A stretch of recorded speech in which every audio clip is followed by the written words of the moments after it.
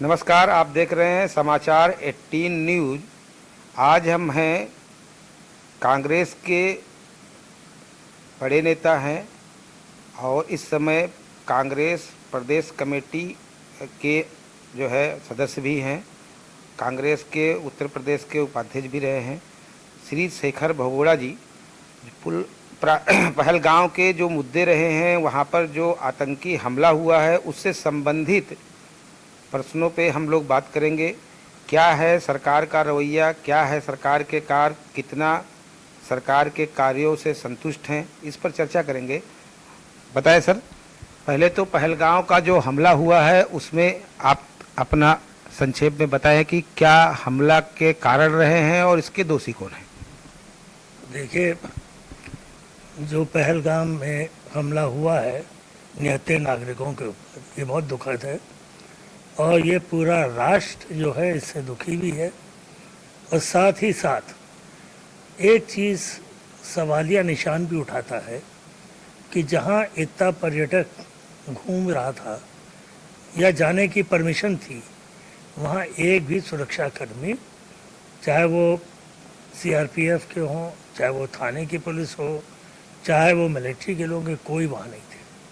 और वहाँ इस तरह आतंकियों ने आकर के एक निहत्थे लोगों को जिस तरह मारा है, वो निंदनीय ही नहीं, ये सबसे बड़ी पूरे विश्व में एक इसका रिएक्शन हुआ है और पूरा विश्व इसको मानने को तैयार नहीं है।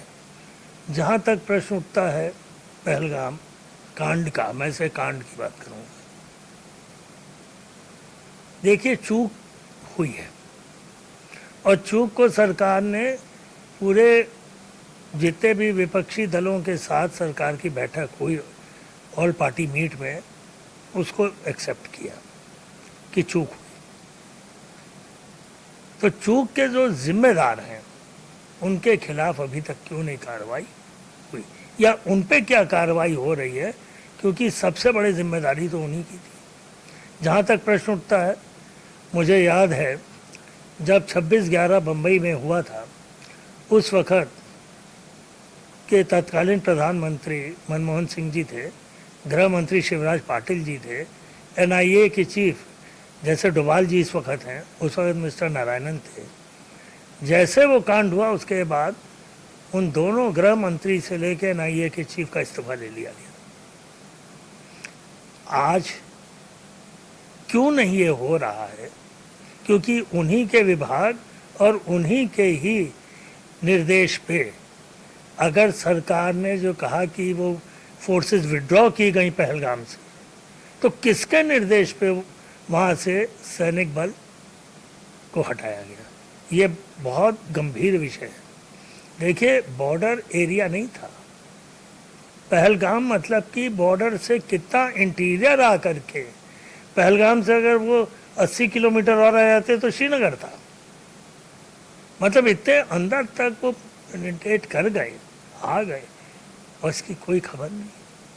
तो ये जो कांड हुआ है, इससे पूरा देश हिला हुआ है। लेकिन हमारी सहानुभूति उन परिवारों के साथ है। कांग्रेस पार्टी पूरा इस वक्त विपक्ष के नेता के रूप में राहुल गांधी जी ने सरकार को, प्रधानमंत्री को आश्वस्त कर दिया है कि पूरा जो भी आप निर्णय करेंगे, पूरा विपक्ष आपके साथ खड़ा है। ये देश की सुरक्षा का मामला है। लेकिन उसके साथ ही साथ ये भी तय होना ज़रूरी है जिनके कारण ये चूक हुई है, उन पे सरकार क्या निर्णय कर रही है। आपके कहने का मतलब ये भी है कि सरकार की तरफ से इंटेलिजेंस फेलियर रहा है। इसको मैं टोटल इंटेलिजेंस फेलियर कहूँगा। इसको चाहे आईबी हो, चाहे एनआईए के लोग हों, चाहे वो मिलिट्री इंटेलिजेंस हो, ये सब तरह का फेलियर। क्योंकि मैं देख रहा था आज से 10 दिन पहले से जो मिलिट्री पाकिस्तान के जनरल हैं मुनीर साहब, अगर आप उनके स्टेटमेंट देख रहे हो, चाहे सोशल मीडिया पे आ रहे थे, चाहे उनके पाकिस्तान के उसमें आ रहे थे, जिस तरीके से वो इंडिया को दोषी बना रहे थे बलूचिस्तान के प्रॉब्लम्स पे, और वो कह रहे थे कश्मीर में हम इसका हिसाब करेंगे, तो आपको तो और अलर्ट हो जाना चाहिए कि जनरल पाकिस्तान का इस तरह की भाषा बोल रहा है तो सही। और आज भी मैं देख रहा था टीवी में कई सोशल मीडिया चैनल्स पे कि पाकिस्तान के मंत्री जो है वो कह रहे हैं हमारे पास 128 बम है, इंडिया के न्यूक्लियर बम है, एटम बम है। मतलब इस तरह की भाषा का प्रयोग हो रहा है। आप आतंकवाद की बात कर रहे हैं, लेकिन क्या अभी तक सरकार के तरफ से पाकिस्तान का नाम लेकर के इस पे बोला गया कि ये पाकिस्तान ने इसको ऑपरेट कराया? मैंने तो नहीं सुना।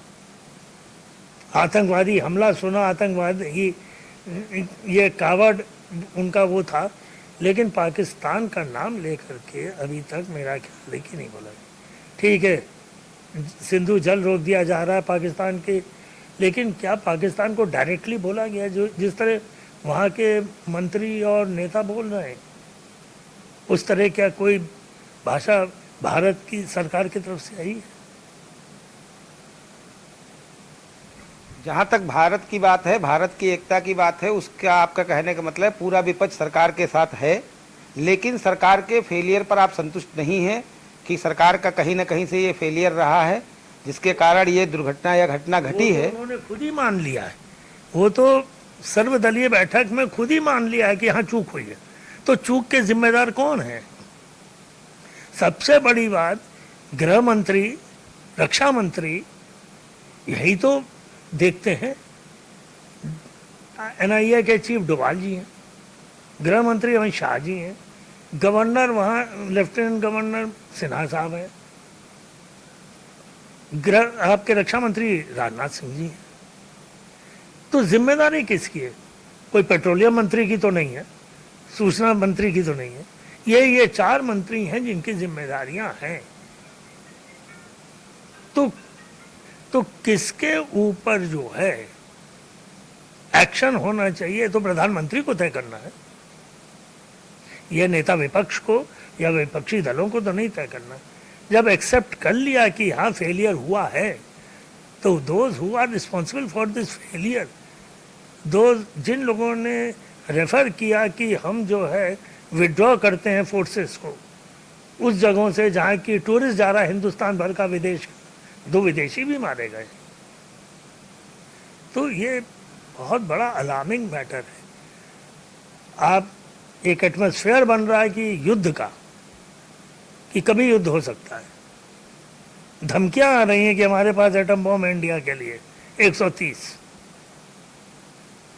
लेकिन पूरा देश के प्रधानमंत्री के साथ खड़ा है, सरकार के साथ खड़ा है, पूरा विपक्ष खड़ा है, भावनाएं खड़ी हैं, नाराजगी भी है, गुस्सा भी है, हर जगह कैंडल मार्च हो रहा है। पुलवामा के बाद ये दूसरा कांड हुआ। और मैं इसी तरह, मैंने जैसे आपसे बोला 26/11, उसके बाद उरी, फिर उसके बाद पुलवामा, फिर उसके बाद पहलगाम, ये 4 इंसिडेंट्स बताते हैं कि कहीं ना कहीं कड़ी एक दूसरे से जुड़ी नजर आ रही है। अब मुझे तो देखिए कहने में कोई वो नहीं, मुझे दुख है कि प्रधानमंत्री सऊदी से जब अपना टूर आधा छोड़ के आए, मुझे उम्मीद थी कि वो श्रीनगर जा करके वहाँ देखेंगे कश्मीरियों के साथ, और जो कश्मीर की जनता इस वक्त भारत के साथ खड़ी है इस आतंकवाद के खिलाफ, उनको धन्यवाद भी देंगे। हमारे विपक्षी नेता अमेरिका में थे, वो आए, वो श्रीनगर गए, लेकिन प्रधानमंत्री जी बिहार की रैली में चले गए। तो इससे क्या लगता है कि क्या संवेदनशीलता नहीं, अकाउंटेबिलिटी तय नहीं हो पा रही है। पाकिस्तानियों को बाहर वापस भेज दिया जाए, ये सब कर दिया जाए, ये तो इसमें सब साथ हम हैं। लेकिन जो दोषी हैं जिनके कारण ये घटना घटित हुई, उन पे क्या कार्रवाई हो रही है, ये मेरा सवाल है। कल अगर भारत सरकार कुछ बड़ा स्टैंड लेती है पाकिस्तान के खिलाफ, तो उस पर चूंकि आप कांग्रेस कमेटी के सदस्य भी हैं, तो कांग्रेस का पार्टी का क्या उसमें रोल रहेगा? देखिए, मैं उत्तर प्रदेश कांग्रेस राजनीतिक सलाहकार समिति का सदस्य, हम लोगों की मीटिंग भी हुई थी, तय हो गया था। और ये तय हो गया है कि जो हमारे नेता राहुल गांधी जी ने विपक्ष के नेता के भी रूप में और कांग्रेस के नेता के रूप में, खड़गे जी ने कल भी बोला, आज भी बोला है, विपक्ष की पूरी सर्वदलीय बैठक में बोला है कि जो स्टैंड पाकिस्तान के खिलाफ, आतंकवाद के खिलाफ, पाकिस्तान के खिलाफ जो भी निर्णय प्रधानमंत्री करेंगे, देश पूरा विपक्ष साथ खड़ा है। इससे अधिक क्या कहें। लेकिन जिनसे चूक हुई उनके खिलाफ एक्शन विपक्ष दल तो नहीं लेगा ना, वो तो प्रधानमंत्री को ही लेना पड़ेगा। कष्ट इस बात का है कि जो चूक हुई है उसके लिए आगे आके लोगों को जिम्मेदारी लेनी चाहिए, और बाकी मुद्दों पे कांग्रेस पार्टी सरकार के साथ है, किसी भी प्रकार के विपक्ष साथ, पूरा विपक्ष सरकार के साथ है। सरकार कल कोई भी डिसीजन लेती है उसमें हमेशा विपक्ष सरकार के साथ रहेगी। अच्छा, इसमें मैं एक चीज़ और कहना चाहूँगा। देखिए, हम लोगों ने भी टीवी में देखा, क्लिप्स में भी देखा, जिस तरह कश्मीरी के लोगों ने वहाँ से बच्चों को और जो टूरिस्ट थे उनको किस तरह लेके भागे हैं और बचाया है, उनकी सराहना की जानी चाहिए। ना कि आज मैं देख रहा था कि उत्तराखंड में, देहरादून में, चंडीगढ़ में, हर जगह जो है एक नई चीज़ शुरू हुई है, कश्मीरी लड़कों को, स्टूडेंट्स को पीटने की। ये बहुत ही गलत मैसेज जाएगी। इसको पूरे जहाँ जहाँ बीजेपी की सरकारें हैं, जहाँ ये हो रहा है, तुरंत इसको रुकवाना चाहिए। मुख्यमंत्रियों को कहना चाहिए जो भी इस तरह का काम करेगा उसके ऊपर सख्त कार्रवाई होगी, जेल भेजा जाएगा। न तो ये मैसेज कश्मीर जाएगी तो इससे जो है और ख़राब असर पड़ेगा। तो इसको तुरंत रोका जाना चाहिए। बहुत बहुत धन्यवाद आपका। तो आप देख रहे थे कांग्रेस के वरिष्ठ नेता हैं और प्रदेश कांग्रेस कमेटी के सदस्य भी हैं श्री शेखर बगोड़ा जी, और अपने विचारों को रख रहे थे। उनका कहना है कि सरकार के हर एक अहम फैसले में विपक्ष पूरा साथ है, लेकिन सिर्फ कष्ट इस बात का है कि ये घटना जो घटित हुई है उसमें सरकार का जो फेलियर रहा है उसकी जिम्मेदारी कोई नहीं ले रहा है। तो ये इतनी सी बातें हैं। कैमरामैन श्रीकांत पांडे के साथ संवाददाता कुलदीप सिंह, समाचार 18 न्यूज, प्रयागराज।